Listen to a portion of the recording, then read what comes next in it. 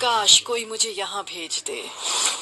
अरे इतना क्यों सोच रहे हैं, बस सामान पैक करिए और पहुंच जाइए।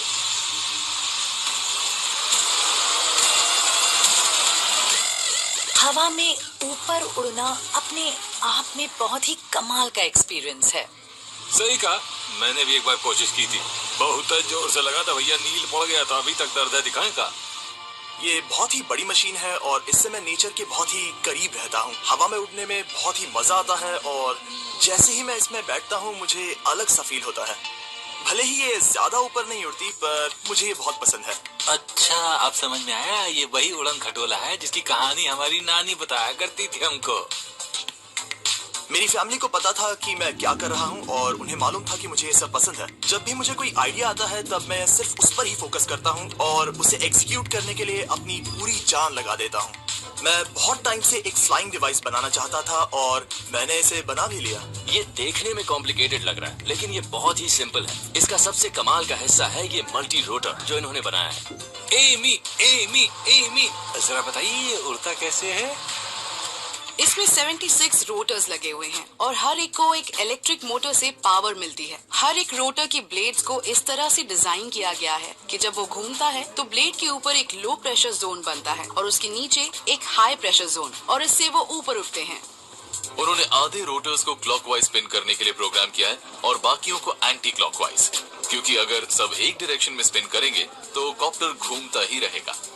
इतने सारे रोटर्स होने की वजह से उन्होंने 5 फ्लाइट कंट्रोलर्स बनाए हैं। तो इस साइड पर 3 ट्रांसमीटर्स लगाए हैं और बाकी के 2 इस साइड लगाए हैं। ये वो सर्किट बोर्ड्स हैं जो हर रोटर की स्पीड को कंट्रोल करते हैं। जब उन्हें आगे जाना होता है तो वो जॉयस्टिक को आगे पुश करते हैं और कंट्रोलर्स पिछले रोटर्स की स्पीड को बढ़ा देते हैं। सारा थ्रस्ट पीछे की तरफ होता है और वो आगे बढ़ते हैं।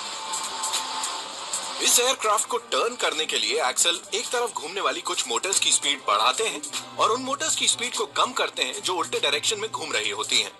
एक्सल का वेट और उनकी व्हीकल का वेट मिलाकर 150 किलो है। इसका मतलब अगर 5 में से एक भी फ्लाइट कंट्रोलर्स खराब हो जाए तब भी उनके पास इतना थ्रस्ट होगा कि वो हवा में टिके रहें और वो नीचे बिल्कुल नहीं गिरेंगे।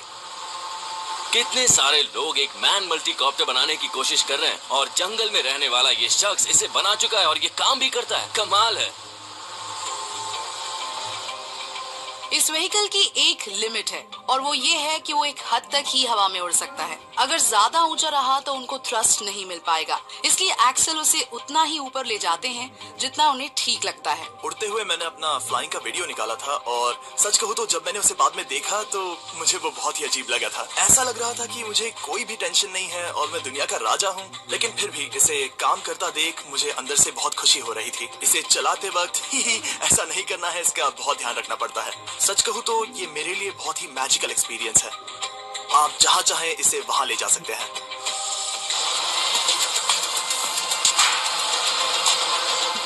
इसे कंट्रोल करना बहुत ही आसान है। ये बिल्कुल वैसा ही है जैसे आप कोई गेमिंग जोन में बैठे हो। ये लेफ्ट में जॉयस्टिक है जो थ्रॉटल के लिए है और राइट में जो ये रोल है इसकी मदद से मैं कॉप्टर को घुमा सकता हूँ और इसे टिल्ट भी कर सकता हूँ। मैंने यहाँ चेयर पर 2 पैड्स भी लगाए हैं ताकि मैं अपने दोनों हाथों को इन पर रख सकूं और बाकी सारे इक्विपमेंट्स को भी इस्तेमाल करने में इससे आसानी होती है। मुझे हाथ उठाकर बार बार घुमाना नहीं पड़ता। मैं इस पूरे कॉप्टर को इस एक डिवाइस से कंट्रोल करता हूँ। वैसे अगर मैं चाहूँ तो इसे यहाँ खड़े खड़े भी उड़ा सकता हूँ, लेकिन इसमें बैठकर उड़ने का मजा ही कुछ और है और मैं बचपन से ही ये करना चाहता था। जब मैं इसमें बैठ जाता हूँ तो इसे उड़ाना बहुत ही आसान लगता है। अगर मैं इसे यहाँ नीचे खड़े होकर उड़ाने की कोशिश करूंगा तो ये बहुत ही मुश्किल हो जाएगा, क्योंकि पता नहीं चलेगा कि ये किस डायरेक्शन में जा रहा है, लेफ्ट या फिर राइट। लेकिन जब मैं इसे बैठकर उड़ाता हूँ तो लेफ्ट और राइट में कंफ्यूजन ही नहीं होती और तभी मैंने इसे उड़ाने का सारा इंतजाम इसके अंदर ही किया है और ट्रांसमीटर वगैरह भी लगाया है। मुझे वहाँ अंदर बैठने से ज्यादा उड़ना पसंद है।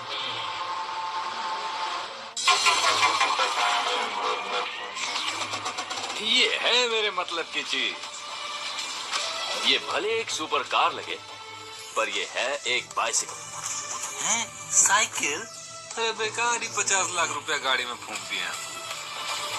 इसमें स्पीड तो नहीं है पर स्टाइल जरूर है। भाई जो भी हो, पता नहीं लग रहा कि साइकिल है कि गाड़ी है। ये कमाल है पर मैं इनसे दूर रहना चाहूंगी। ऐसा मत कहिए, बेचारे ने बड़ी मेहनत की है।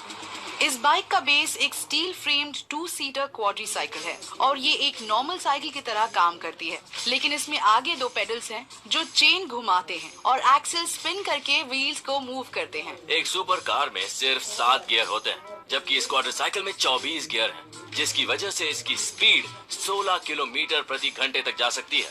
ये सुपर कार तो नहीं है, पर काफी अच्छी है। इन्होंने इस कार की बॉडी को ढेर सारे कार्डबोर्ड से बनाया है। इसके बाद उन्होंने कार्डबोर्ड में प्लास्टिक पाइपिंग और ढेर सारी चीजों को चिपकाकर एक साथ जोड़ दिया है। इसे और अट्रैक्टिव बनाने के लिए उन्होंने गोल्ड पेंटेड फॉइल लिया और उसे पूरी कार पर लपेट दिया। इस कार की सबसे खास बात यह है कि ये दुनिया की मोस्ट एनवायरमेंटल फ्रेंडली कार है, यानी 1 किलोमीटर चलने पर इससे सिर्फ 6.5 ग्राम CO2 यानी कार्बन डाइऑक्साइड निकलता है।